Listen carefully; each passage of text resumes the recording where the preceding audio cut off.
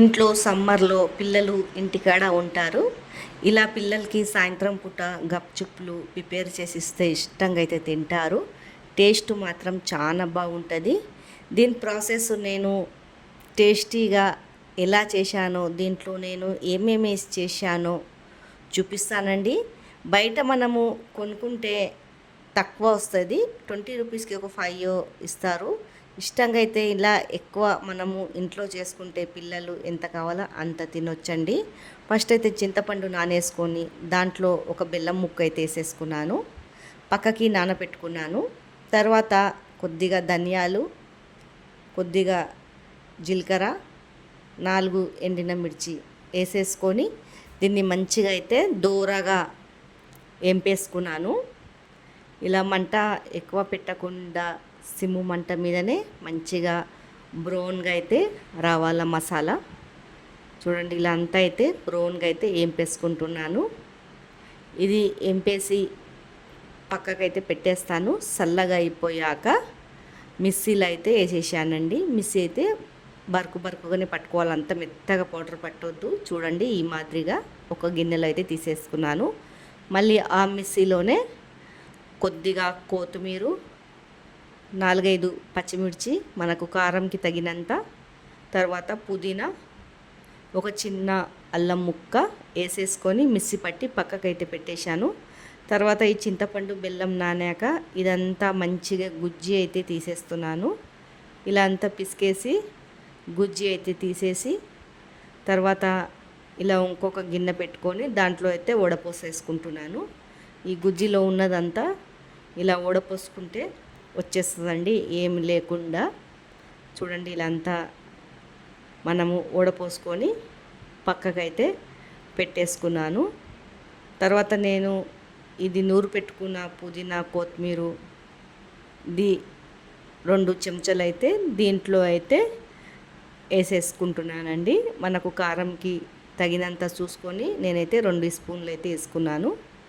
తర్వాత ఈ నూరు పెట్టుకున్న ధనియాలది మసాలా దీంట్లో వేసేసుకున్నానండి. తర్వాత నల్లుప్పు, తర్వాత మనకు టేస్ట్కి సరిపోయేంత ఉప్పు అండి. నీళ్ళు పోసేసుకొని కలిపి అయితే పక్కకైతే పెట్టేస్తున్నాను. టేస్ట్ మాత్రం ఈ నీళ్ళదైతే చాలా బాగుంటుంది. మీరు ఒకసారి ట్రై చేసి చూడండి, కామెంట్ అయితే చేయండి. తర్వాత దాంట్లో ఆలుగడ్డ మసాలా అయితే కావాలి కదండి. 2-3 అయితే ఆలుగడ్డలు వేసాను. తర్వాత మసాలా వేసాను, శనగలు. చూడండి, ఈ శనగల్లో కొద్దిగా నీళ్ళైతే పోసేసుకున్నాను. ఇదైతే నేను నైటే నానబెట్టుకున్నానండి శనగలు. తర్వాత ఒక 5-6 విజిల్ వచ్చాగానే తీసేసాను. చూడండి, ఈ 3 ఆలుగడ్డలను అయితే పిసికేస్తున్నాను.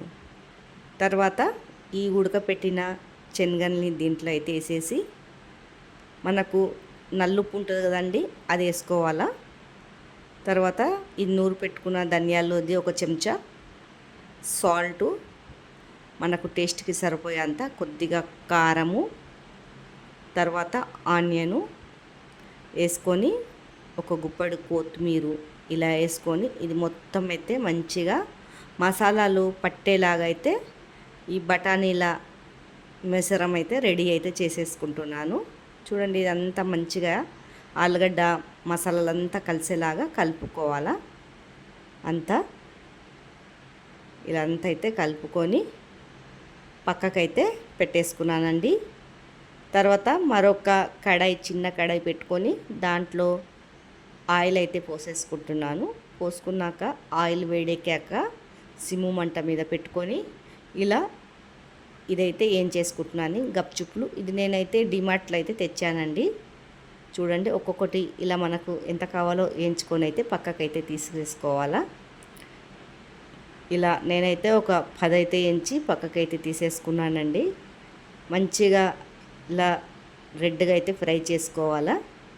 చూడండి, ఇలా మనం ఎంత కావాలో అంత తినొచ్చండి. ఎంతో టేస్టీ అయిన గప్చుప్లు రెడీ అయితే అయిపోయింది. పిల్లలకి ఇలా పెడితే పెద్దోళ్ళకైనా ఇష్టంగా అయితే తింటారండి గప్చుప్పులు. గప్చుప్పులు అంటే ఎవరికి ఇష్టం లేనిదైతే ఉండదు. మీకు నచ్చినట్లయితే కామెంట్, లైక్ చేయండి.